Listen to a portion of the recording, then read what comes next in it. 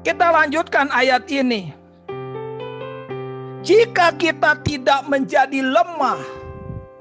Ayat ini diawali dengan jangan jemu-jemu menabur, jangan jemu-jemu membangun, jangan jemu-jemu menanam. Kamu akan menuai. Kamu akan menerima apa yang kamu bangun, yang sedang kamu lakukan. Ayat ini diakhiri dengan sebuah syarat. Jika kita tidak menjadi lemah. Ini mengerikan. Ada orang-orang yang memulai dengan baik. Dia memulai dengan sesuatu yang luar biasa, tetapi tidak dapat menuai dengan baik. Bisa memulai dengan baik, tidak bisa mengakhiri dengan baik.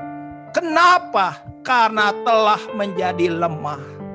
Kenapa menjadi lemah? Karena terlalu banyak fokus. Pergi ke sana, pergi ke sini, mondar-mandir habis waktu, menyia-nyiakan kehidupan.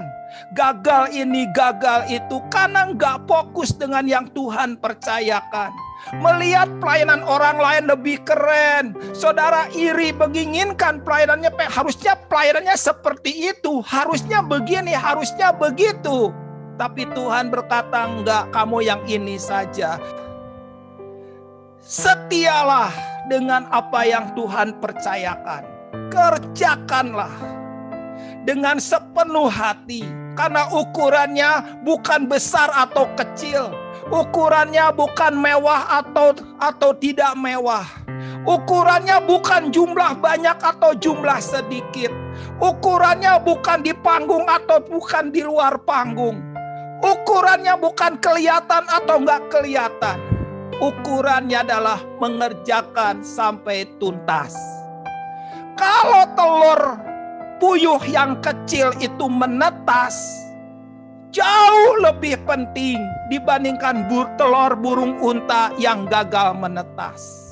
Jauh lebih penting yang kecil tetapi berhasil dibandingkan dengan yang besar tetapi berantakan. Karena itu saudara, ayat ini mengajar banyak kepada kita. Ayat ini tuh ujungnya jangan kehilangan hati.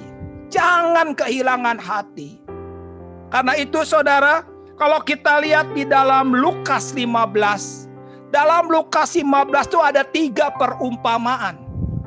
Perumpamaan pertama adalah perumpamaan domba yang hilang. Berbicara apa tentang domba yang hilang? Domba yang hilang itu berbicara tentang kehilangan hati yang menggembalakan. Lidah yang menggembalakan. Kehilangan hati yang berbelas kasihan. Kehilangan hati yang melayani. Kehilangan hati yang ikhlas. Kehilangan hati yang toleransi. Kehilangan hati untuk berkorban. Itu artinya perumpamaan domba yang hilang. Apakah kita telah kehilangan? Mungkin banyak orang melihat kita masih eksis pelayanan. Orang melihat kita seperti tidak ada satupun yang kurang. Tetapi ayat ini mengajarkan bahwa di situ ada domba yang hilang. Ada satu hati yang tidak seperti dulu lagi. Yang kedua, perumpamaan dirham yang hilang. Di dalam Lukas 15 itu ada kisah tentang dirham yang hilang. Apa yang terjadi dengan dirham yang hilang? Dirham yang hilang itu berbicara tentang keberartian. Perumpamaan dirham yang hilang itu mengajar apa kepada kita?